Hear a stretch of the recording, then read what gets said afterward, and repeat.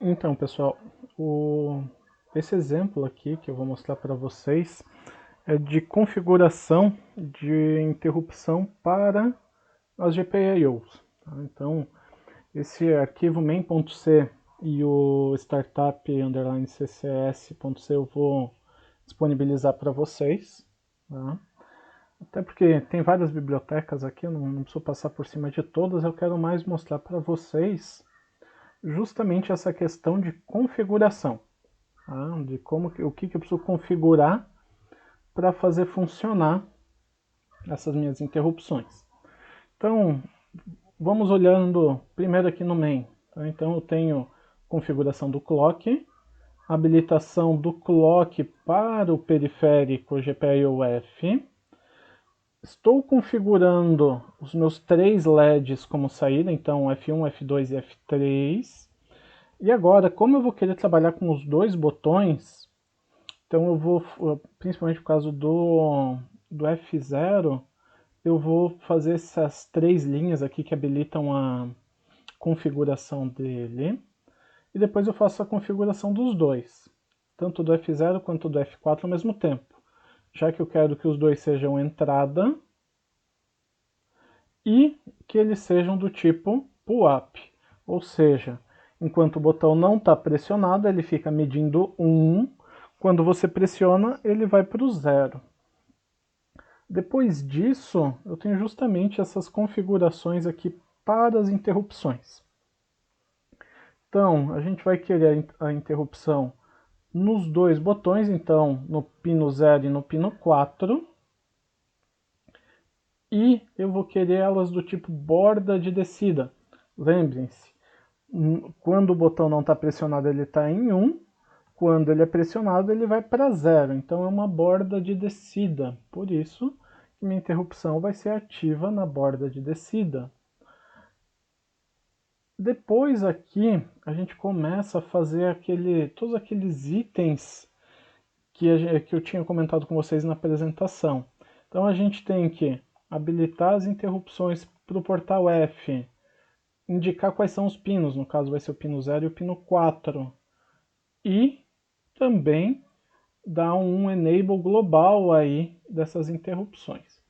Aqui dentro do while eu só coloquei um delay e o LED verde piscando, então o F3. Tá? Então, se vocês descarregarem esse código no Tiva de vocês, vocês vão ver, sem apertar botão nem nada, o LED verde piscando.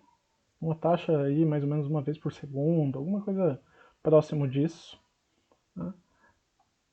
E feitas essas configurações, então a gente vai trabalhar dentro daquela que é chamada na apresentação de Interrupt Service Routine, certo?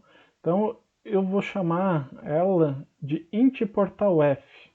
Então antes da gente ver o que está aqui dentro, notem que lá no TM4C123 GH6PM underline startup underline CCS ponto C, aqui na linha 58 eu coloquei a chamada para essa função, então coloquei um stern void int portal F.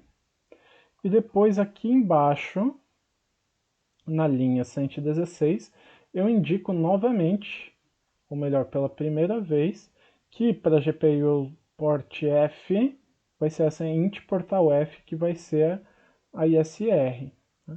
Então, agora dentro aqui dela, tá, o que a gente vê?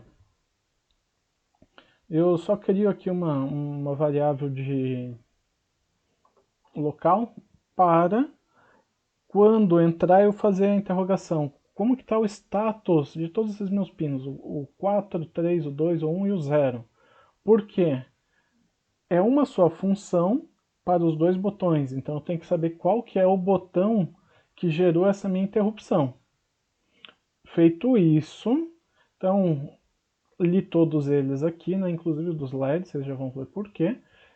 Eu pergunto, foi o pino 0 que me ativou? Então ele está com 0 aqui, né?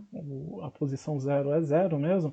Se for, foi ele que ativou a minha interrupção. Então, eu vou só ver como está o status do LED do F2.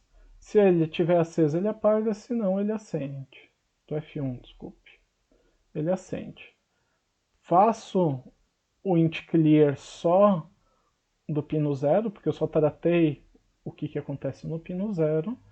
E depois, se isso daqui for falso, ele vai ver de volta. Ah, quem gerou a interrupção foi o F4? Se sim, ele vai pegar e escrever lá no F2. Se ele estiver aceso, ele apaga. Se estiver apagado, ele acende.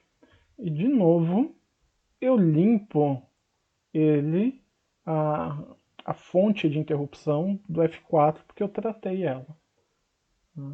Então, façam todas aquelas modificações necessárias para o driver lib funcionar aqui dentro do exemplo que vocês têm. No caso, eu já usei aquela LED blink inicial. E coloquem esse conteúdo do C e modifiquem lá o startup.c para isso funcionar de acordo.